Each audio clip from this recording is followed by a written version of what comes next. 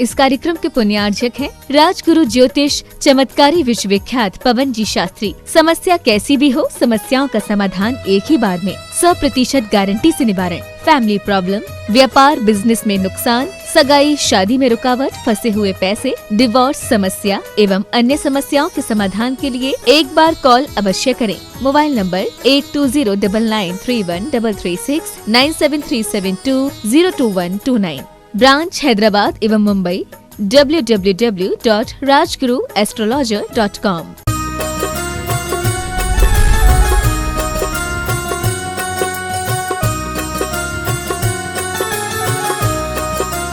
वर्तमान शासन नायक भगवान महावीर स्वामी की, संत श्रोमणी आचार्य भगवान विद्यासागर जी महाराज की, परम पूज्य प्रमाणिक संत महामना मुनि प्रमासागर जी महाराज की, मनोज्ञ मुनि संघ की, तीर्थराज सम्मेद शिखर जी की, अहिंसामयी जैन धर्म की।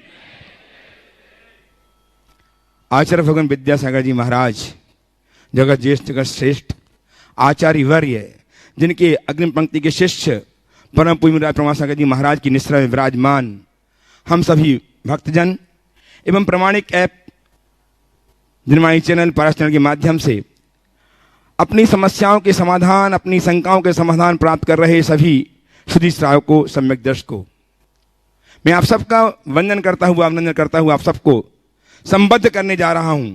सुविख्यात मुनिराज प्रमासागर जी महाराज, गुणायतन प्रणेता, संकल्प समाज प्रवर्तक, भावना प्रवर्तक एवं समय के रूप में जिन्हें हम जानते हैं, उनके चरणों से हम जुड़े हैं। उसके पूर्व मैं चाहता हूं कि उनका आशीर्वाद हम पर आच्छादित हो। अतः मेरे साथ उच्चारिए, नमोस्तु महाराज श्री, नमोस्तु महाराज श्री, नमोस्तु महाराज श्री। गुरुदेव का मानसचित्र गुणायतन जो कुछ ही माहों लोकार्पित होगा, जैसे देख करके हम आप नहीं अपितु सारी दुनिया आश्चर्यचकित होगी और संवर्धित होगा जैन धर्म, सुरक्षित होगी जैन संस्कृति। ऐसे गुणायतन के प्रणेता परम पूज्य गुरुदेव की सोच आपके सदाशय से, आपके उदात्त भाव से पूरी होने जा रही है। बहुत सारे लोग आज भी संबद्ध हुए हैं, मैं उन्हें बुलाऊं। उसके पूर्व मैं निवेदन करता हूं आप सबसे कि यदि आज तक आप गुणायतन से किसी प्रकार से नहीं जुड़े हैं तो अपने जीवन को गौरव प्रदान करने के लिए गुणायतन से अवश्य जुड़ें और ये कह सकें कि मेरा गुणायतन, हमारा गुणायतन, हम सबका गुणायतन, ऐसा कह सकें। आज जीवदया के लिए अपनी भावना प्रकट की है सांभवी गुप्ता गुणगांव ने अपने जन्मदिन के अवसर पर। बहुत बहुत साधुवाद। निर्माण निधि के रूप में श्रीमती पुष्पदेव जैन भोपाल संबद्ध हुई हैं। यदि उपस्थित हो अपने स्थान में खड़े होकर के आशीर्वाद प्राप्त कर लें। और आज मंदिर जी में रजत झारी प्रदान करके अपने जीवन को रजतमय बनाया है मास्टर विरांश जैन, सुपुत्र श्रीमती शिखा जैन, धर्मपति श्री विशाल जैन, विपुल जी, सुपुत्र श्रीमती सुदेश जैन, धर्मपति अनिल कुमार जैन, सदर बाजार दिल्ली कैंट ने। बहुत बहुत साधुवाद। यदि उपस्थित हैं तो शीघ्रता से आ जाएं, हम उनका सम्मान करेंगे। इस परिवार से कोई उपस्थित है तो आ जाए। इसी क्रम में आज स्वर्णदान देकर के अपने जीवन को धन्य किया है स्वर्गीय जितेंद्र सेन जैन की पुण्यतिथि में श्री नितिन जी जैन, श्रीमती राजाई जैन, रोहिणी दिल्ली ने, जिन्होंने सोना एवं चांदी के सिक्के प्रदान किए हैं। बहुत बहुत साधुवाद के साथ उन्हें आमंत्रित कर रहा हूं, वे आएँ, गुरुदेव चरणों की अभिवंदना करें, आशीर्वाद प्राप्त करें। यदि उपस्थित हैं शीघ्रता से आ जाएं। हैं क्या उपस्थित? नहीं है। आपकी करतल ध्वनि उन तक पहुंचे, दिल्ली तक आपकी करतल ध्वनि उन सदाशय भाव की अनुमोदना करने के लिए पहुंचे। अपने स्थान में खड़े होकर के आशीष प्राप्त करें श्री माणिक चंद जी मधुरता जैन, जिन्होंने स्वर्णदान दिया है और जीवन को स्वर्णिम बनाया है। बहुत बहुत साधुवाद। श्रीमती रेखा जैन, पास जैन, इंदौर, इन्होंने भी सोना प्रदान करके जीवन को स्वर्णिम बनाया है। बहुत बहुत साधुवाद। उपस्थित हों तो अपने स्थान में खड़े होकर आशीर्वाद प्राप्त कर लें। आज इसी क्रम में श्री कमल कुमार जी, पूनम जी पाटनी, सीए जागृति पाटनी दीमापुर, इन्होंने भी सोने की चूड़ी प्रदान की है। बहुत बहुत साधुवाद के उन्हें आमंत्रित करना हो, वे आएँ। दोनों माँ बेटी आ जाएं और गुरुदेव चरणों की अभिवंदना करें, आशीर्वाद प्राप्त करें। इनका सम्मान करने के लिए सम्मान आमंत्रित कर रहा हूँ गुणायतन के साथ ट्रस्टी श्रीमान दयाचंद जी जैन सागर एवं श्रीमान संजीव जी जैन अलंकार भोपाल। शीघ्रता से आ जाएं। आ जाओ, आप लोग ऊपर आ जाओ, आइए ऊपर आइए। आपकी करतल ध्वनि के लिए निरंतर बजती रहे। इन्होंने आज सूर्यदान देकर के गुणाधन के स्वर्ण कार्य में अपनी सहभागिता दर्ज की है। बहुत बहुत साधुवाद। ऐसे इनके भाव बनते रहें और गाता से जुड़ करके जीवन को धन्य करें। श्रीमान दयाचंद जी एवं श्रीमान संजीव जी जैन, अलंकार ट्रस्ट गुणायतन भोपाल, आ जाएं। आज हमारे बीच में परम पूज्य प्रभात सागर जी महाराज के गृहस्थ जीवन के पिता श्री कोमल चंद जी जैन, श्रीनगर जबलपुर से हमारे बीच उपस्थित हैं। गुरुदेव चरणों के वंदनार्थ उपस्थित हुए हैं। आ जाएं अपने परिवार के साथ, यदि और भी परिजन हों सबको लेके आ जाएं। और इनका करतल ध्वनि से लगातार जब तक यहाँ हमें नजर में आते हैं, लगातार इनकी ध्वनि से हम करतल से अभिनंदन करते रहें। श्रीमान कोमल चंद जी जैन, परम पूज्य प्रभात सागर जी महाराज के गृहस्थ जीवन के पिताश्री, इनका सम्मान करने के लिए मैं आमंत्रित कर रहा हूँ गुणायतन के CFO श्रीमान सुनील जी एवं गुणायतन के संयुक्त मंत्री श्रीमान सुनील जी अजमेरा साहब हजारीबाग।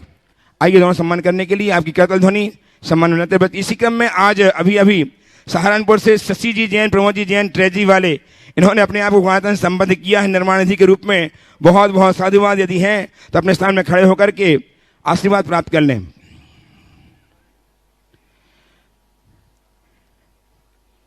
सुप्रसिद्ध प्रतिष्ठाचार्य श्रीमान सनत जी विनोद जी रसबास आज संयोग से आज इस धर्मसभा में हैं। मैं उन्हें सादर आमंत्रित कर दोनों भाई गुरुदेव चरणों की वंदनार्थ मंच में आए, गुरुदेव से आशीष प्राप्त करें। और इनका सम्मान करने के लिए मैं आमंत्रित कर रहा हूं श्रीमान अजय जी जैन, सोशल ग्रुप इंदौर नौकार, जो ट्रस्टी गुणायतन है। श्रीमान अजय जी आ जाएं। गुणायतन के ट्रस्टी सम्मान करने के लिए दोनों ही भ्राता निरंतर जैन धर्म की प्रभावना में लगे हुए हैं। गुरुदेव से आशीर्वाद प्राप्त। तालियां लगाते हैं भाई। ऐसे व्यक्तित्व आपके सामने आ रहे हैं जिन्हें देख कर के हर्ष उत्पन्न होता है। ऐसे साथ में उपस्थित हों श्रीमान कपूर जी कोटा, अजय कपूर जी कोटा साथ में आ जाएं। और आज हमारे बीच में गुरुदेव चरणों के वंदनार्थ उपस्थित हुए हैं श्रीमान विकास जी जैन काशीपुर वाले, जो गुणायतन के समय संरक्षक हैं। उनसे विनम्र निवेदन अपने पूरे परिवार के साथ नहीं आए। हमारे बीच में आज एक ऐसा व्यक्तित्व उपस्थित है जो परछाई आर्ट बनाने में सिद्धहस्त है। उसका नाम है श्री विकास जी विभूति जी जैन, इंदौर। इन्होंने 21,000 की राशि गुणायतन के विकास के लिए प्रदान की है। बहुत बहुत साधुवाद। सुभाष जी आ जाए सम्मान करने के लिए। सुभाष जी CEO गुणायतन सम्मान करने के लिए आ जाए शिक्षता के साथ। सहारनपुर वाले, हाँ, इन्होंने आज 11,000 की राशि प्रदान की है। और निर्माण जो अभी जुड़े हैं, बहुत बहुत साधुवाद। श्रीमान सुनील जी सुभाष जी CFO CEO गुणायतन सम्मान करेंगे। CA विकास जी विभूति जी जैन, इंदौर, इन्होंने गुणायतन संबद्ध होकर के अपने जीवन धन्य किया। बहुत बहुत साधुवाद। अपने स्थान में खड़े होकर आशीर्वाद प्राप्त कर लें। परछाई आर्ट से अपने आप को विभूषित करने वाले श्री संजय जी जैन भिलाई, श्रीमती सरिता जी जैन आ जाएं। गुरुदेव चरणों की वंदना करें। और एक ऐसा चित्र इन्होंने आचार्य को बनाया जिसे देख कर कि मन हर्षित हो जाता है। जल्दी सीखता करिए, आप आ जाइए। संजय जी एवं श्रीमती सरिता जी भिलाई सेक्टर 9 से हैं। सम्मान करने के लिए आमंत्रित कर रहा हूं। इनका सम्मान करेंगे। इनकी आर्ट की प्रशंसा हम करेंगे। श्रीमान सुभाष जी एवं श्रीमान सुनील जी CFO गुणायतन सीखता से आ सम्मान करने के लिए। इनकी इस कला का सम्मान दिखाइए। आप अपने हाथ पकड़ो। गुरुदेव कर कमलों में इस आर्ट को देखो। बड़ा वाला ओम। ये संजय जैन की एक अलग विधा है। ऐसे इसके चित्र को पास से कोई देखे तो कुछ समझ में नहीं आएगा, लेकिन ये परछाई आर्ट है जिसमें आपको अभी छोटा करने पर कुछ समझ में नहीं आ रहा है, थोड़ा सा। और आप देखिए, ये इसमें आपको कुछ समझ में नहीं आ रहा, ऐसा लगता है जैसे कोई पर्वतारोही है। और दूसरी तरफ देखें तो आचार्य महाराज प्रकट होते हैं। ये इनकी एक कला है। एक बार इनकी कला का अभिनंदन कीजिए। इन्होंने ऐसी और भी कई आकृतियाँ तैयार की है जो अपने आप में अद्भुत है।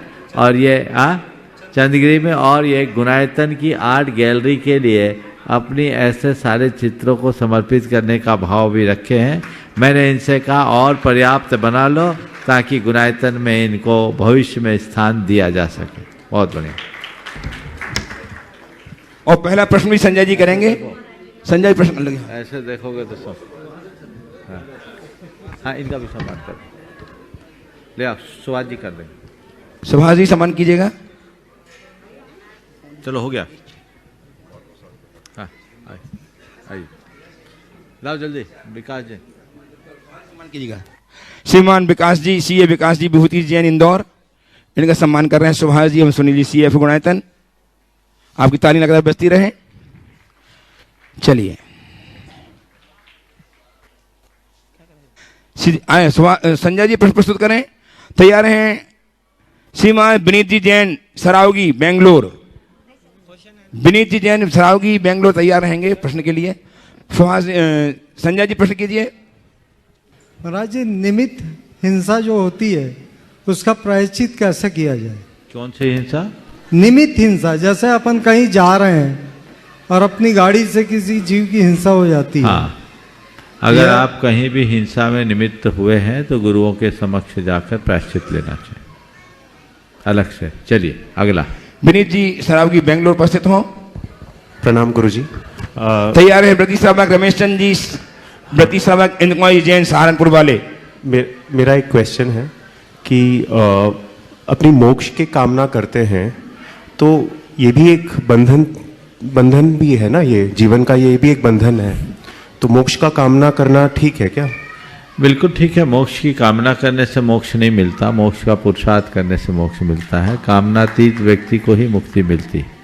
लेकिन भोगों की कामना की अपेक्षा मोक्ष की कामना अच्छी है। जब तक हमारे हृदय में मुक्ति का संकल्प नहीं जगेगा, विरक्ति का भाव प्रकट नहीं होगा, और जब तक विरक्ति का भाव प्रकट नहीं होगा आत्मा की उन्नति नहीं होगी। तो आत्मोन्नति के लिए विरक्ति चाहिए, और विरक्ति के लिए मुक्ति से अनुरक्ति।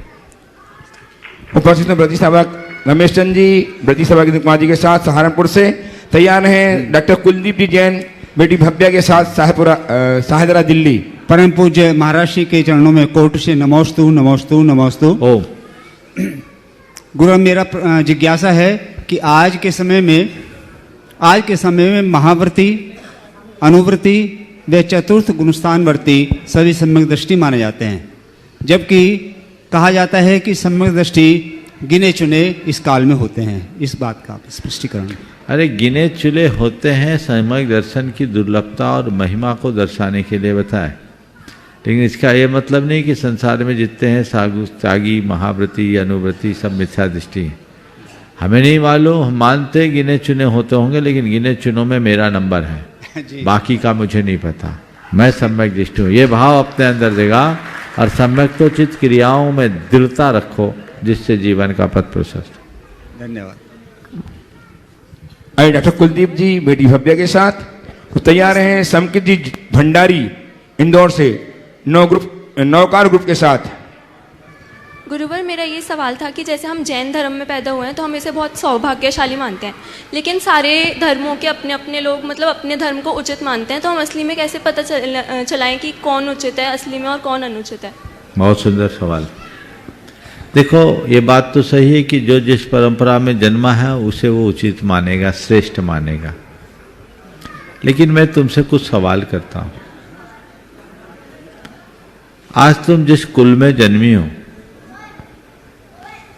पीढ़ियों से अहिंसा की परिपाटी है, क्या ये श्रेष्ठता का आधार नहीं है? मतलब हिंसा बुरी चीज है, ये हमें मतलब अपने धर्म से पता चला। माने तुम्हें ये संस्कार जन्म से मिल गए ना। हाँ। यदि तुम कहीं ऐसे कुल में जन्मी होती जहां हिंसा के प्रति कोई ग्लानि नहीं, जिनकी सुबह की शुरुआत ही पशुओं के कत्ल से होता है, तो तुम्हारा क्या होता?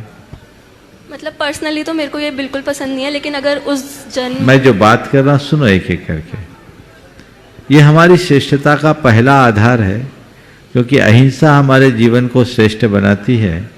और हम ऐसे कुल में जन्म लिए हैं जहां पीढ़ियों से हिंसा का कोई वास्ता नहीं, अहिंसा के संस्कार। ठीक है, तुम्हारे जीवन में कोई व्यसन बुराई नहीं है। इस निर्व्यसनी जीवन बनने के पीछे तुम्हारे परिवार की पृष्ठभूमि, फैमिली बैकग्राउंड एक कारण बना कि नहीं बना? अगर अपने परिवार के इतिहास को पलट कर देखोगे तो पीढ़ियों में ऐसा नहीं मिलेगा। इसलिए तुम्हारा जैन कुल में जन्म लेना श्रेष्ठ है। तुम्हारे हृदय में जो पाप का डर है, ये तुम्हें जन्म घुट्टी के संस्कार में मिला। दया धर्म का पालन करना, पाप से डरने का भाव जगाना, पीढ़ियों से यही संस्कार चलते आए। दुनिया में बहुत सारे लोग हैं जो बड़े बड़े पाप कर लेते हैं, लेकिन उनके हृदय में पाप के प्रति कोई संकोच नहीं, कोई ग्लानि नहीं। तो तुम पाप से बच रहे हो, ये तुम्हारी शिष्टता का आधार है। फिर जो हमारे जितने भी धर्म संबंधी अभ्यास हैं, प्रैक्टिसेस हैं, चर्या और क्रिया है, ये सब आडंबर मुक्त है। जहां किसी प्रकार का अंधविश्वास नहीं है, ये हमारे श्रेष्ठता का प्रमाण है। जहां केवल आत्मा की शुद्धि की बात की जाती है, ये हमारे जीवन की श्रेष्ठता का प्रमाण है।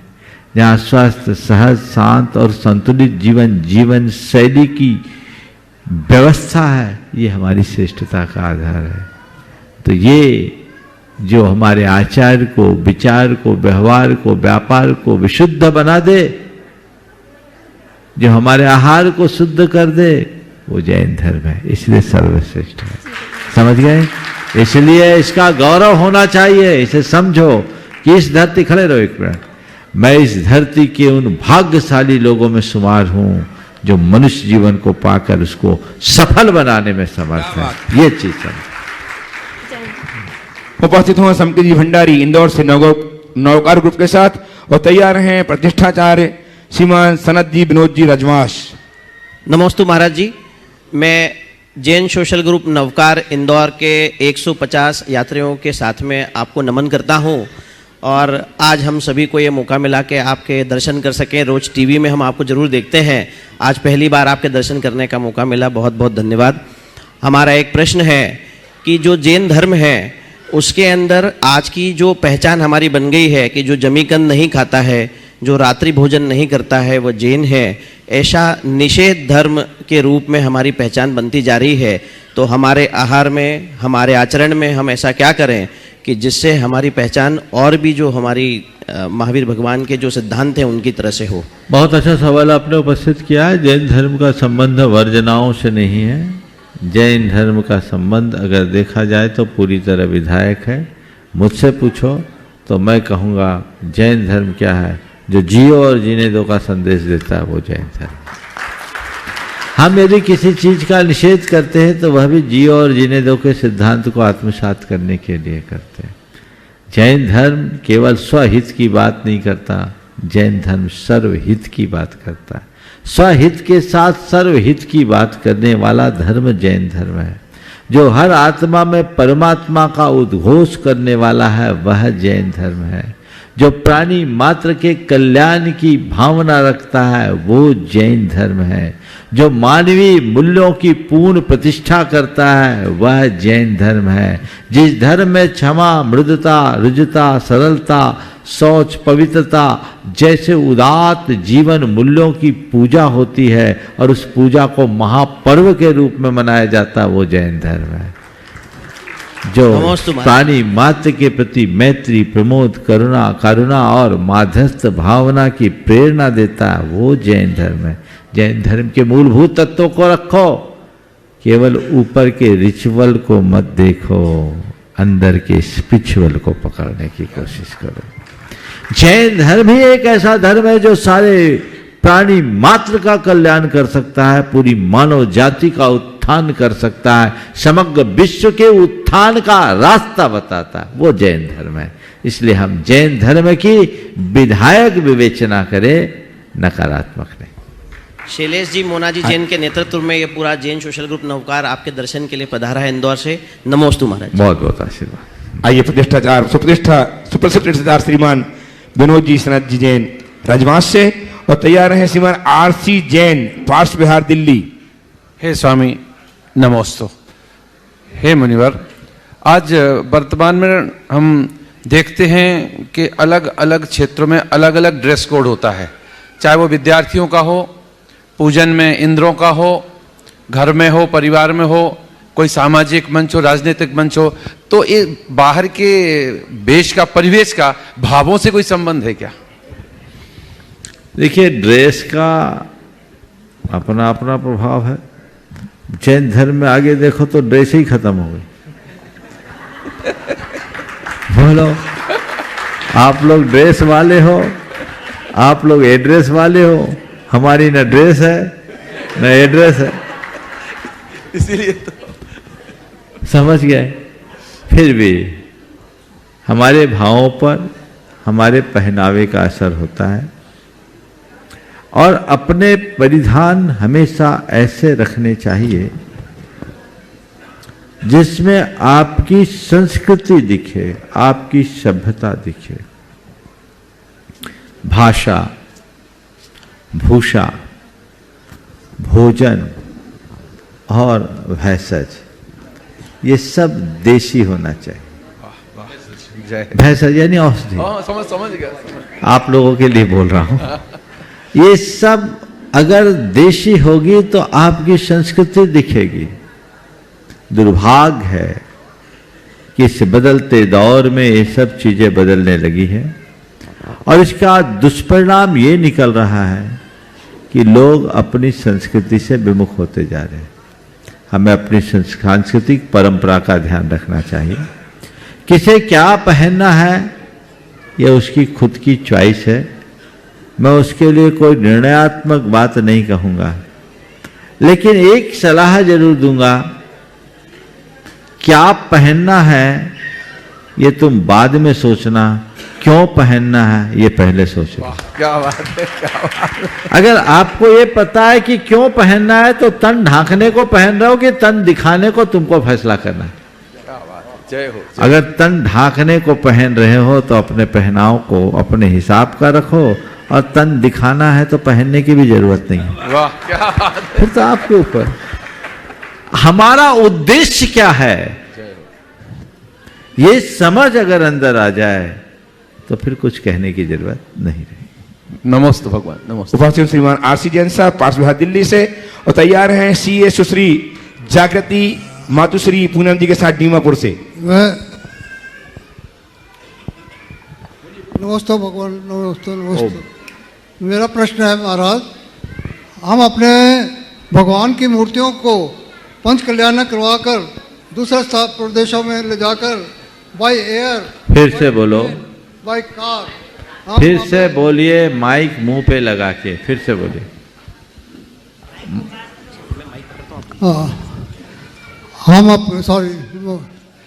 हम अपने भगवानों को मूर्तियों को शुद्ध करा कर पंच कल्याण करवा करके एक प्रदेश से दूसरे प्रदेश में ले जाते हैं, और उनमें बाय एयर, बाय ट्रेन या बाय कार, अच्छे से माइक, हाँ, बाय ट्रेन, बाय कार और बाय एयर ले जाते हैं। तो उन मंदिरों में जाकर के स्थापित भी कर देते हैं। हाँ बोलिए, हाँ बोलिए बोलिए। उन मंदिरों में ले जा करके हम स्थापित भी करते हैं और पूजा पाठ भी करते हैं, और अपने अवसरों पर, अवतारों पर अधिकतर चौमासे के में उत्साहपूर्वक हम उनको जुलूसपूर्वक, उत्साहपूर्वक आपका आशय समझ गया। ज्यादा व्याख्या मत कीजिए। आपका कहना है कि प्रतिमाओं को प्रतिष्ठित करके इस तरीके से ले जाना कितना उचित है, यही पूछना चाह रहे हैं ना, बाकी ज्यादा व्याख्या करने की जरूरत नहीं, मैं समझ गया। देखिए, कायदे से अगर कहीं प्रतिमा प्रतिष्ठित करते हैं तो जहां आप विराजमान करना वहीं प्रतिष्ठा कराइए, पर यह सबके लिए शक्य नहीं होता। तो जहां प्रतिष्ठा हो रही वहां से प्रतिष्ठापित करा करके आप उन श्री जी को ले जा सकते हैं। प्राचीन काल में भी ऐसा होता था। जीवराज पापड़ीवाल ने 1 लाख जीन प्रतिमाओं की प्रतिष्ठा करके संपूर्ण भारतवर्ष में उसे फैलाया था। समझ गए? तो ये परंपरा है, प्राचीन काल में भी हुई, लेकिन पुराने समय में बैलगाड़ी आदि के साधनों से ले जाया जाता था। आज अगर कहीं बड़ी प्रतिमा है या कोई भी प्रतिमा है उसको प्रतिष्ठित करके ले जा रहे हैं तो उत्तम तो यही है कि आप जिस भी साधन से ले जाएं शुद्धिपूर्वक ले जाएं और दिन के दिन में ले जाएं। पर कदाचित दूर दराज है, भारत की सीमा से बाहर भी ले जाना है तो वहाँ तो गाड़ी घोड़ा मिलेगा नहीं, बाय प्लेन ही जाना पड़ता है। तो उसकी विधि है, उस विधि के अनुसार यहाँ से ले जाकर प्रतिष्ठा कराकर उसकी बृहद शांति धारा आदि के माध्यम से शुद्धि कराकर उनकी पुनः प्रतिष्ठा कराई जा सकती है। दो प्रतिष्ठाचार्य बैठे हैं, वो अपनी सम्मति में बात सिर हिला रहे हैं, तो समझ लीजिए उस विधि से उसको किया जा सकता है। जो शक्य है वही अनुष्ठेय होता है। चलिए, सुश्री जागृति जैन, माताश्री जागृति पूछे, जागृति दो। उसके पूर्व ये प्रश्न प्रस्तुत कर, उसके पूर्व गौतम श्रोमणी संरक्षक श्रीमान विकास जी जैन काशीपुर वाले, हाँ, जब दिल्ली से हमारे बीच में उपस्थित हैं, बेसिकता से आ जाएं गुरुदेव चरण वंदनार्थ अपने परिवार के साथ। हाँ। श्रीमान विकास जी जैन काशीपुर, अब जब तक सवाल कीजिए। नमोस्तु महाराज जी। महाराज जी, जैसे आपने कहा कि भावना योग से भी हमें मोक्ष की प्राप्ति हो सकती है, तो क्या महिलाओं को भी डायरेक्टली लाइक बिना पुरुष बने भी मोक्ष मिल सकता है क्या? मिल जाएगा, मिल जाएगी, मिलेगी, मोक्ष मुक्ति मिलेगी। दुखों से, दोषों से, दुर्बलताओं से और दुर्गुणों से मुक्ति मिलेगी। क्या चिंता है, क्या दिक्कत है? करो तो सही, अभी शुरू किए नहीं और पहली कहानी शुरू हो गई। करो, मोक्ष मिलेगा। अभी तो तुम्हें भी वही मिलेगा जो हमें मिलेगा, आगे समझ में। और एक बात और बता रहा हूं, मोक्ष के लिए धर्म करने की जरूरत नहीं है। मैं मोक्ष के लिए धर्म करता ही नहीं, मैं मोक्ष मार्ग के लिए धर्म करता हूं। समझ गए? तो मोक्ष मार्ग चाहे स्त्री हो या पुरुष सबको है, और मोक्ष मार्ग में चलोगे तभी मोक्ष मिलेगा। सब पुरुषों को भी मोक्ष नहीं मिलने वाला, उन्हीं को मिलेगा जो मोक्ष मार्ग में चलेंगे और सही ढंग से चलेंगे। इसलिए इनमें दिमाग मत लगाओ, जो करने योग्य है अपनी भूमिका अनुसार करो, जिससे अपना उद्धार हो सके। नमस्ते महाराज। आइए श्रीमान विकास जी जैन काशीपुर वाले, दिल्ली से गौतम श्रोमणी संरक्षक, गुरुदेव चरण को वंदना करें, आशीर्वाद पर पूरा परिवार आ जाए सीखता के साथ। उनका सम्मान करने के लिए आमंत्रित कर रहा हूं श्रीमान सुनील जी जैन, CFO गुणायतन एवं आइए अनुकृति लेकर के। आप तालियां लगाकर बसती रहे, एक ऐसा व्यक्तित्व, आइए जल्दी आइए, हमारे बीच उपस्थित हो रहे हैं जो गौतम श्रोमणी संरक्षक हैं, जिन्होंने गौतम की अपनी अहम भूमिका निभाई है और गौतम संबंधों के जीवन को धन्य किया। आपकी तालियां लगातार इनके सम्मान में बजती रहना चाहिए। सम्मान कर रहे हैं गौतम के श्रोमणी संरक्षक, गौतम के CFO श्रीमान सुनील जी जैन। पूरा परिवार आ जाए और महिला सम्मान के लिए तैयार रहेंगे प्रस्तुत करने के लिए श्रीमान दयाचंद जी, प्रदीप कुमार जी जैन सागर, ट्रस्टी गुणायतन। दयाचंद जी अपना प्रश्न करें। हाँ ठीक है, इनका सवाल ले लेते हैं। दयाचंद जी के पूर्व श्रीमान विकास जी अपना प्रश्न प्रस्तुत करेंगे। इनका आपकी तालियां लगातार बजती रहे। ऐसे व्यक्तित्व हमारे बीच में हैं जिन्होंने गुणायतन के निर्माण में अपनी अहम भूमिका निभाई है। बहुत बहुत साधुवाद के साथ हम इनका सम्मान कर रहे हैं और प्रश्न भी प्रस्तुत करेंगे श्रीमान विकास जी काशीपुर वाले, दिल्ली। तैयार रहेंगे दयाचंद जी, प्रदीप कुमार जी जैन सागर, ट्रस्टी गुणायतन। अपने स्थान में खड़े हो जाएं अपने परिवार के साथ। नमोस्तु महाराज श्री, नमोस्तु महाराज श्री, नमोस्तु महाराज श्री। हम काशीपुर नैनीताल उत्तराखंड से एक बहुत सामयिक प्रश्न आपसे सामने रखते हुए, महाराज श्री, हम अपने बच्चों को, हम खुद तो अभिषेक करते हैं, पूजा पाठ करते हैं, शांति धारा करते हैं, लेकिन हम अपने बच्चों को उस तरफ आकर्षित नहीं कर पा रहे। ये सवाल आपके सामने कई बार आ चुका होगा, लेकिन इसका समाधान नहीं मिल पा रहा है। देखिए, बच्चे आकर्षित होंगे, लेकिन तब होंगे जब उनकी जीवन शैली में कोई बदलाव आए। अब हमारे बच्चों के साथ क्या होता है, लेट सोना, लेट उठना, उनकी पढ़ाई का, अन्य चीज़ों का उनके ऊपर इतना दबाव होता है। तो अभिषेक पूजन के समय पे तो उनके सोने का समय होता है। उनके हृदय में श्रद्धा नहीं है, ऐसी बात मैं नहीं मानता, लेकिन उनकी दिनचर्या ने उनकी प्राथमिकताओं को बदल दिया है। अब 8 बजे 9 बजे के बाद शांति धारा क्या करेगा, वो अभिषेक क्या करेगा? तो हमें अपने बच्चों को नए तरीके से समझाना चाहिए, उन्हें लाइफ स्टाइल बदलने की प्रेरणा देनी चाहिए, और वो भी हेल्थ कॉन्शियस के साथ। बच्चों में काफ़ी अवेयरनेस आ रही है, ऐसा नहीं है कि आ नहीं रही है। उनमें हेल्थ कॉन्शियस भी जग रहा है और अपने स्ट्रेस मैनेजमेंट आदि के प्रति वे बहुत अवेयर हो रहे हैं। यही अवेयरनेस उनमें बदलाव लाएगा, क्योंकि जब तक हम उनकी जीवन शैली में परिवर्तन नहीं लाते तब तक कुछ नहीं होता। 5-6 दिन तो एक तो पढ़ाई और उनके काम काज भी नाइट के लेट आवर्स में होते हैं, और सैटरडे संडे को क्लब जाने की नाइट लाइफ आजकल लोगों की अलग हो गई है, वो कल्चर शुरू हो गया। तो अब क्या है, चाहे बेटा हो चाहे बेटी या बहू हो या और कोई, सबका हाल बेहाल है। तो हमें बहुत तेज़ी से काम करने की ज़रूरत है, वो है लाइफ स्टाइल के परिवर्तन की, और बच्चों को ये समझाने की ज़रूरत है कि हमारा जीवन कितना बेशकीमती है और कितना क्षणभंगुर है, कब किसके साथ क्या घटना घट जाए इसका भरोसा नहीं। इसलिए समय रहते हमें चेतना चाहिए और जीवन को सही दिशा में नियोजित करना चाहिए। आशीष और श्रीमान दयाचंद जी, एक बेटा भी पूछेगा, बोला महर्षि के चरणों में नमोस्तु नमोस्तु नमोस्तु। बोलो। महर्षि ग्रस्त में रह करके वैराग्य की भावना आ रही हो तो क्या करना चाहिए हमको? बिल्कुल उसको पक्का बनाना चाहिए और गुरुओं का संपर्क बढ़ा लेना चाहिए ताकि बैटरी फुल चार्ज हो जाए। ट्रस्टी दयाचंद जी प्रदीप कुमार जैन सागर से उपस्थित हों। तैयार रहें श्रीमती सपना जी जैन अर्चना साई जबलपुर,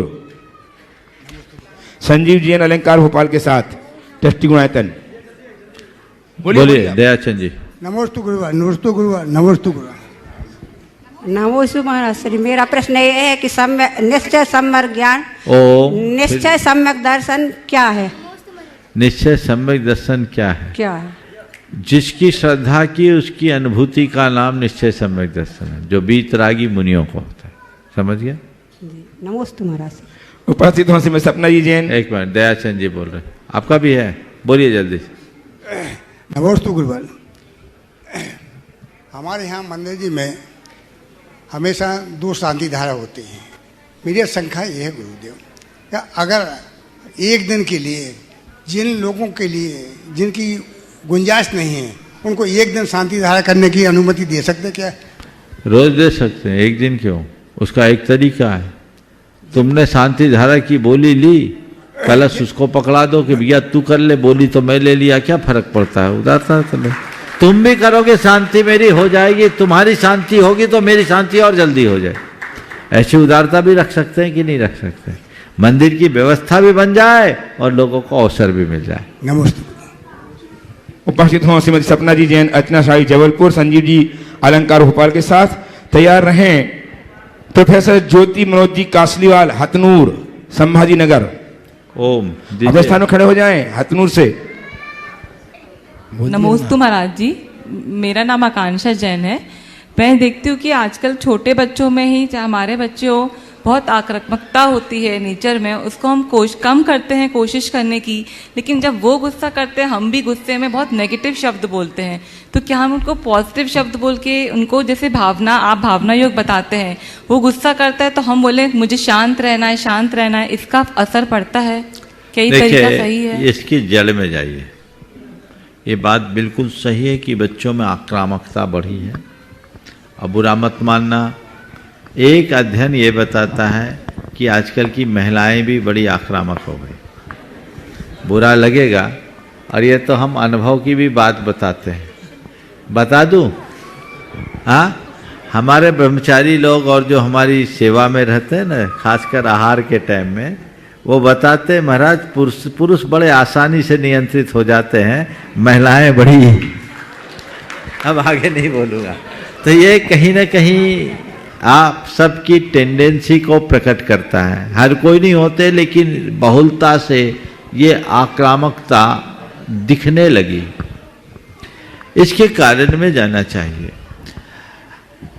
जिस समय बच्चा पेट में हो उस समय अगर माता पिता का संयत और संतुलित व्यवहार हो तो आने वाली संतान पर उसका बड़ा अनुकूल असर पड़ता है। पर सबका ज़्यादातर समय तो टीवी, मीडिया और मोबाइल में बीतता है। आप अपने बच्चों को क्या फीडबैक दे रहे हैं? जैसा फीडबैक देखेंगे वैसा परिणाम आएगा, और जैसा परिणाम आएगा उसी के अनुरूप सारा काम होगा। तो पहला ये कर्तव्य है, और ये बड़ा अनुभूत प्रयोग है कि जिस माँ के पेट में बच्चा है वो बच्चा आने के पहले से ही भावना योग करना शुरू करे, और 9 मिनट का भावना योग जो 9 माह तक प्रतिदिन 3 बार कर रहे हैं, उनके बच्चे पर बहुत सकारात्मक असर पड़ रहा है। आप ये करके देखिए। और फिर भावना योग करने के बाद बच्चों के साथ कोई भी दायित्व विहीन आचरण ना हो, व्यवहार ना हो, इस चीज का भी हमें ध्यान रखना चाहिए। बच्चे जब तक छोटे हैं तब तक उनके सामने आपका संयत व्यवहार होना चाहिए और बच्चों की सब जिद पूरी करने की आदत से बचना चाहिए। आंखों का लिहाज उन्हें समझाना चाहिए, तो बच्चों की इस आक्रामकता से बचा जा सकता है। अब रहा सवाल जिनके बच्चे हो गए वो क्या करें। आपने सवाल उसी के लिए पूछा। बच्चों को धीरे धीरे मोटिवेट करके समझाइए। गुस्सा नहीं करो ऐसा कहने की जगह बेटा शांत रहो। वो गुस्सा करे, आप बोलिए मुझे शांत रहना है। मुस्कुराते रहिए। कितनी बार गुस्सा करेगा?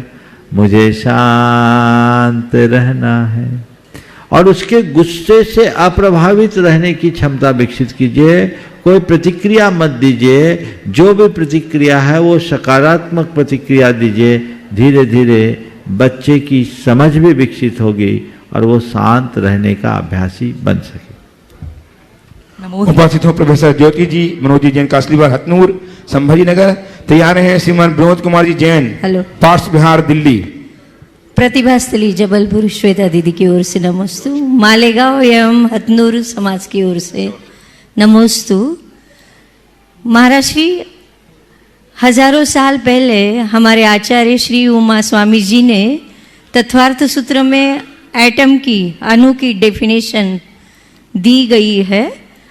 और हम जब पढ़ाते हैं केमिस्ट्री तब वो जो अणु की खोज का जो श्रेय है वो रुदरफोर्ड है, डाल्टन है, उन साइंटिस्ट को दिया जाता है। तो हम जैनी जो है इसके लिए कुछ हम कोशिश नहीं कर पाए या कुछ, उसके बारे में मुझे ज़रा ये लगता है कि देखिए, बहुत अच्छी बात आपने उपस्थित की है और मुझे लगता है कि आप एक विज्ञान के विद्यार्थी होने के नाते प्राध्यापिका हूँ, प्राध्यापिका हैं, तो इस विषय को आप अच्छे से समझते हैं। ये बात बिल्कुल सत्य है कि हमारे तत्वार्थ सूत्र में परमाणु का जिस तरीके का विवेचन किया गया है वो पूरी तरह वैज्ञानिक और प्रमाणिक है। रदरफोर्ड या डाल्टन के परमाणुवाद से लेकर विज्ञान मान्य परमाणु की आज तक जो क्या मुशारू क्या बोसोलॉजी है ना, बोसोन गॉड पार्टिकल कितने, बोसोन ने क्या, जैसे प्रोटॉन, इलेक्ट्रॉन, मैं बोसोन की बात कर रहा हूँ। यहाँ तक परमाणु की निष्पत्तियों में कितने परिवर्तन आए, अगर देखा जाए तो सारे सिद्धांत डस्टबिन में चले गए। लेकिन जैन धर्म के परमाणु का जो सिद्धांत हमारे तीर्थंकर भगवंतों ने कहा वो आज भी जस का तस है।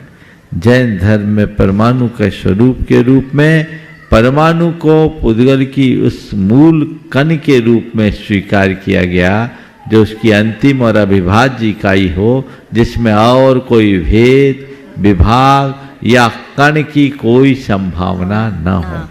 जैन धर्म के अनुसार जिसे आज गॉड पार्टिकल के रूप में जाना जाता है, जैन धर्म का परमाणु उससे भी अनंत गुना सूक्ष्म है।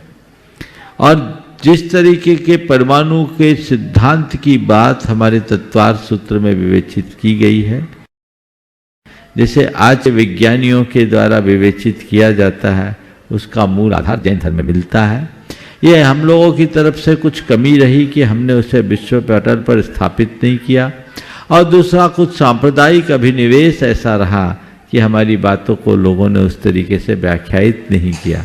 हमें चाहिए कि अब तो संचार क्रांति का युग है, हम एडवांस टेक्नोलॉजी के दौर में जी रहे हैं। जितने भी इस विज्ञान से जुड़े हुए लोग हैं वो जैन धर्म के मूलभूत सिद्धांतों को पढ़े, समझे और आज के वैज्ञानिक मान्यताओं के साथ उसकी समीक्षा करते हुए एक रिसर्च पेपर लिखे, उसे पब्लिश करें, अंतर्राष्ट्रीय मंचों तक उसे पहुंचाया जाए ताकि दुनिया के लोग ये जान सकें कि जैन धर्म का परमाणु सिद्धांत कितना बृहद, व्यापक और विशद है। आइए श्रीमान विनोद कुमार जी नमोस्तु। जिन पास भारत दिल्ली से उपस्थित हों तैयार हैं तीर्थेश प्रकाश भटवाड़े इस बीच में। तीर्थेश प्रकाश भटवाड़े जुगुल पुणे। इस बालक ने अपनी संचित जमा राशि गुणायतन के विकास एवं संवर्धन में प्रदान की है। वे आ जाए गुरुदेव को आशीष प्राप्त करने के लिए तैयार रहेंगे। अब छुल्लक जाएंगे पहले, हाँ इसके बाद मैं परम पूज्य 105 स्वरूप सागर जी से निवेदन करूंगा। हाँ बोलो। नमोस्तु गुरुदेव, नमोस्तु गुरुदेव, नमोस्तु गुरुदेव। गुरुदेव, मैं रिटायरमेंट के बाद संन्यास लेने के मेरे भाव बने।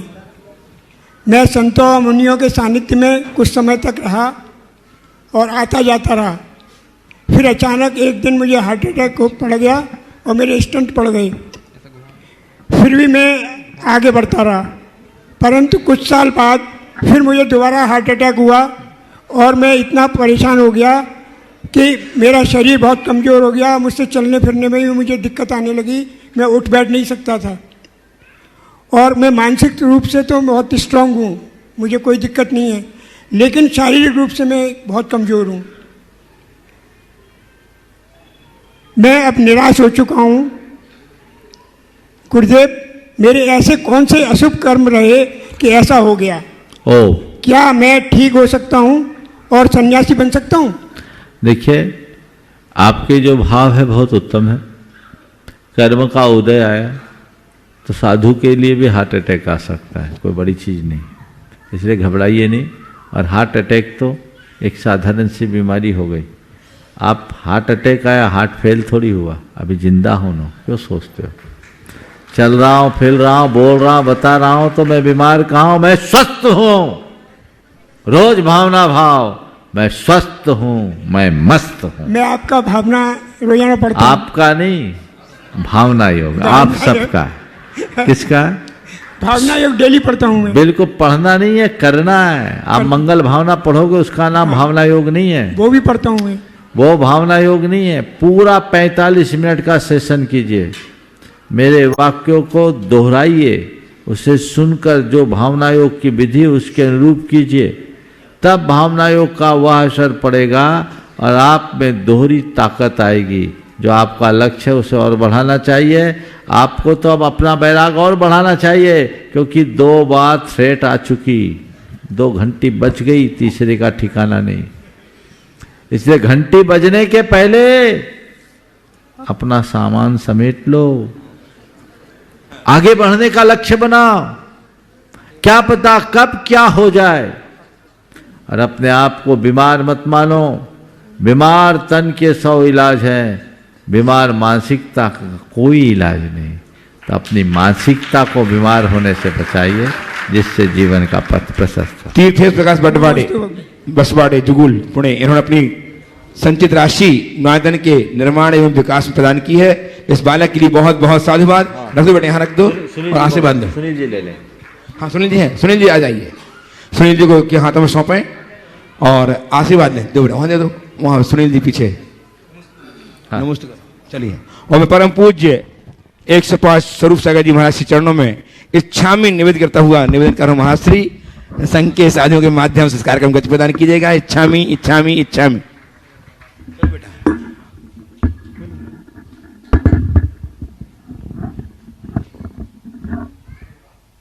मुनीषी के चरणों में बारंबार नमोस्तु। प्रश्नों के लिए सीधे चलते हैं मंचासीन मुनि संघ के चरणों में, और सर्वप्रथम निवेदन है पूज्य शुल्लक श्री सुभग सागर जी महाराज से कि अपने प्रश्न के माध्यम से हम सभी को लाभान्वित करें। पूज्य श्री के पावन चरणों में बारंबार नमोस्तु नमोस्तु नमोस्तु। महाराज श्री आचार्य जी कहते हैं कि व्यक्ति को हर स्थिति में धर्म ध्यान करने की कला अपने भीतर विकसित करना चाहिए। तो महाराज जी हमारे लिए मार्गदर्शन प्रदान कीजिए कि हम ये कैसा करें। नमस्कार। हर समय धर्म ध्यान करने की कला विकसित करनी चाहिए। तो धर्म ध्यान है क्या? पहले ये समझो, हमारा पूजा पाठ जाप व्रत उपवास यही धर्म ध्यान नहीं है, धर्म ध्यान का बाहरी रूप है। धर्म ध्यान का असली रूप है हमारे मन की समता। मन की समता सुख में दुख में संयोग में वियोग में हानि में लाभ में जय में पराजय में मान में अपमान में स्थिरता बने रहना ही सबसे बड़ी धर्म ध्यान, सबसे बड़ा धर्म ध्यान है। तो अपने जीवन को सहज बनाइए, अपने जीवन में सहजता, सरलता, संतोष और समता जैसे गुणों को विकसित करने का अभ्यास कीजिए। और ये तब संभव होगा जब आपकी दृष्टि में तत्व ज्ञान होगा, वस्तु के स्वरूप को समझोगे और निज पर का भेद विज्ञान धारण करोगे। जीवन में ये बातें आएगी। क्रियाओं का धर्म बड़ा सरल है, विचारों में धर्म को प्रतिष्ठापित करना बहुत कठिन है। जब तक हम अपने क्रियाओं के धर्म को विचारों में साकार नहीं करते, तब तक जीवन में बदलाव नहीं आ सकता। निवेदन है पूज्य शुल्लक्षी चिद्रूप सागर जी महाराज के चरणों में कि अपने प्रश्न के माध्यम से हम सभी को बोधि की प्राप्ति कराएं। पूज्य मुनीश जी के चरणों में बारंबार नमोस्तु। महाराज जी, हम जब आगम पढ़ते हैं तो बहुत से महापुरुष की कथा आती है, जैसे श्रीपाल हैं, धन्य कुमार हैं, इनके जीवन में बहुत प्रतिकूलता आई, दुख आए, इन्होंने बहुत दृढ़ता से उसका सामना किया। तो ग्रस्तों के जीवन में बहुत दुख आते हैं, प्रतिकूलता आती हैं, वो इन महापुरुषों के जीवन तरह से किस प्रकार इनको फेस करने की शिक्षा प्राप्त कर सकते हैं? नमस्ते। एक बार एक व्यक्ति ने कहा कि उसके पिताजी बड़े धर्मी थे। उसने आकर मुझसे कहा कि महाराज जी, मेरे पिताजी इतने धर्मी, उसके बाद भी हम पर इतना संकट आया, पिताजी पर संकट हुआ, मुझ पर संकट आया, इसके कारण तो मेरे हृदय में धर्म से श्रद्धा ही चली गई। तो मैंने कहा, भैया मुझे तो लगता है तेरे अंदर धर्म में श्रद्धा थी नहीं, तो जाएगी कैसे? तो ये कहता है कि जो धर्म मेरा संकट नहीं मिटा सकता, उस धर्म से क्या? तो मैंने कहा, तूने तो धर्म को समझा, न तेरी धर्म में श्रद्धा रही। धर्म वो है ही नहीं जो हमारे संकटों को टाल दे, धर्म तो केवल वो है जो हमें संकटों में संभाल ले। मैं बात को दोहरा रहा हूं, धर्म वह नहीं जो हमारे संकटों को टाल दे, सच्चा धर्म वह है जो हमें संकटों में संभाल ले। धर्म हमें ताकत देता है, धर्म हमें सामर्थ्य देता है, धर्म हमें क्षमता प्रदान करता है संकटों का सामना करने की, बड़ी बड़ी विपदा को भी हंसते हंसते सह लेने की। महापुरुषों के चरित्र को जब हम पढ़ते हैं, कितना भयानक संकट उन पर आया, उस हिसाब का संकट तो आज किसी को नहीं है। बड़ा अच्छा है लोकतांत्रिक युग में, हम पुरानों को पढ़ते हैं तो हर कदम पर संकट। आज वैसा कुछ नहीं है, हजारों कानून है, हर तरह से तुम्हें प्रोटेक्शन है, फिर भी लोग विचलित हो जाते हैं। धर्मी पर संकट आते हैं, घबराना नहीं। अब मैं तो ये कहता हूं, शायद जितने धर्मी पर संकट आते हैं उतने अधर्मी पर नहीं आते होंगे। थोड़ा सा पार्श्वनाथ भगवान के चरणों में जाओ, उनका रिकॉर्ड खोलकर देखो। 10 भाव का रिकॉर्ड बताता है कि उनने कोई गुनाह नहीं किया। बोलो, किया क्या? बोलो। पार्श्वनाथ भगवान के चरित्र से सब वाकिफ है। मरुभूति से लेकर पार्श्वनाथ तक 10 भावों में उनने कोई गुनाह नहीं किया, उनका कोई अपराध नहीं। फिर भी 10 भावों में उन्हें संकटों का सामना करना पड़ा, लेकिन हर संकट में वे समर्थ बनकर के उभरे। ये किसके बल पर? संकट धर्मी होने के उपरांत भी उन पर आए, लेकिन धर्मी होने का यह प्रमाण था कि हर संकट में वे सामर्थ्यवान बने। अगर वे धर्मी नहीं होते, उन संकटों से विचलित होते, टूट जाते। वे धर्मनिष्ठ थे, संकटों का समता से सामना किया, वे मजबूत हुए। मैं आप सबसे कहना चाहता हूं, मेरे ऊपर कोई संकट ना आए इस भ्रम में मत रहना। चक्रवर्ती भी नहीं बचे, तीर्थंकर भी नहीं बचे। 10 भाव तो जाने दो, जब साक्षात तीर्थंकर हो गए पारसनाथ भगवान, 100 दिन तक कैसा भयानक उपसर्ग हुआ, बोलो हुआ? तुम्हारे जीवन में कभी ऐसी विपदा आई? इसका करोड़वां अंश भी नहीं होगा जैसा उन पर आया। पर उनने क्या किया? रोए, गिड़गिड़ाए, आरजू मिन्नत कुछ किए? क्या किया उनने? कहीं गए मेटो मेटो जी संकट हमारा? गए क्या? क्या हुआ? वे अपने में स्थिर हो गए क्योंकि उनके हृदय में धर्म था, तत्व ज्ञान था। उन्हें पता था मुझ पर कोई संकट आ ही नहीं सकता। जब मुझे कोई छू ही नहीं सकता तो संकट कैसा? ये संकट तो ऊपर का है। जैसे और लोग देख रहे हैं वैसे मैं देख रहा हूं, मां देख रहा हूं, जान रहा हूं, मैं देह नहीं चेतन हूं। ये भेद विज्ञान की सामर्थ्य थी जिसने उनके हृदय की क्षमता को स्थिर कर दिया। वो टिके रहे। कितना अगाध धैर्य, कितना प्रगाढ़ शौर्य और पराक्रम उनका, जिसके बल पर वे अपनी क्षमता को टिकाए रखे। और जीत किसकी हुई? जीत किसकी हुई? पारसनाथ की कि कमठ की? बस यही तो प्रेरणा लेने की बात है। यदि इतनी सी प्रेरणा ले लो, जीवन निखर जाएगा। फिर ज्यादा कुछ कहने की जरूरत ही नहीं। महापुरुषों के चरित्र को पढ़ो। पुण्य पाप का खेल है, संसार में सबके साथ चलता है। और ये जो परिस्थितियां ऐसी बनती और बदलती है ना, जिससे जीवन निखरता है। क्यों होता है? एक बार मुझसे पूछा गया, धर्मात्माओं पर इतना कष्ट क्यों होता है, क्यों आता है? मैंने कहा इसलिए कि प्रकृति चाहती है कि ये मजबूत बने।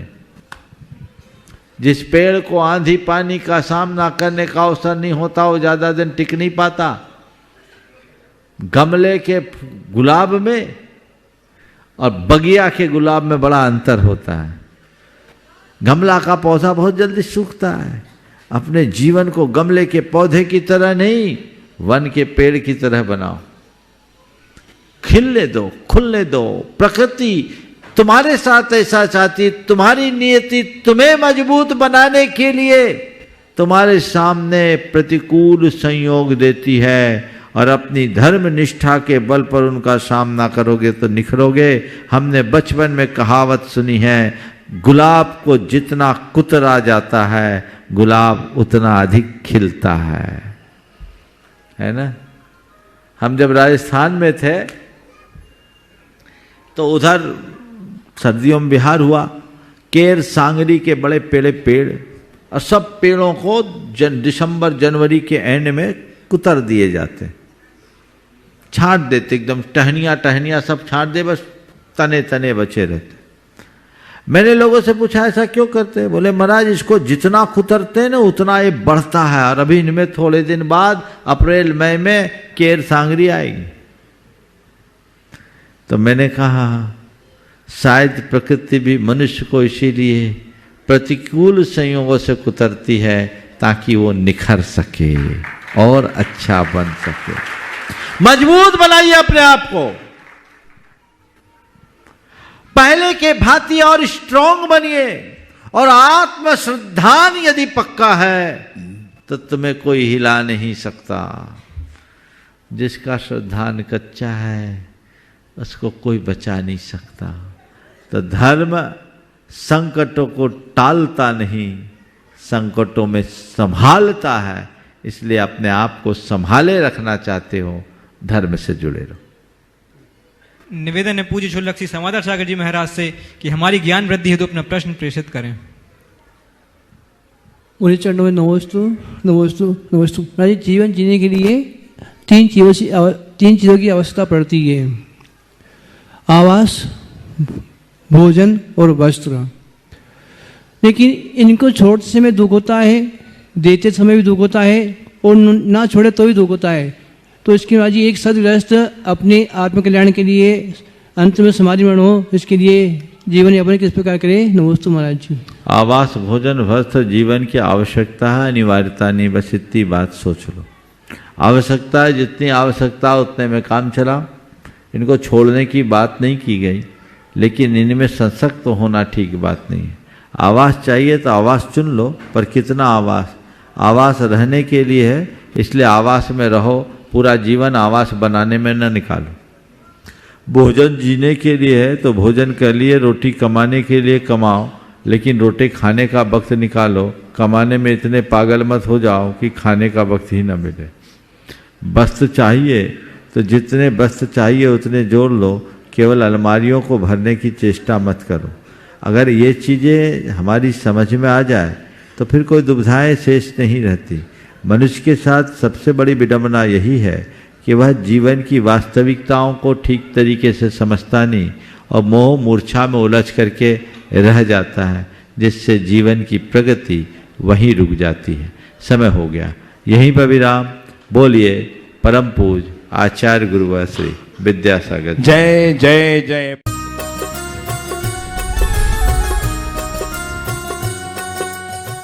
इस कार्यक्रम के पुण्यार्चक थे राजगुरु ज्योतिष चमत्कारी विश्वविख्यात पवन जी शास्त्री। समस्या कैसी भी हो, समस्याओं का समाधान एक ही बार में, 100% गारंटी से निवारण। फैमिली प्रॉब्लम, व्यापार बिजनेस में नुकसान, सगाई शादी में रुकावट, फंसे हुए पैसे, डिवोर्स समस्या एवं अन्य समस्याओं के समाधान के लिए एक बार कॉल अवश्य करें। Mobile number 8209931336 9737202129।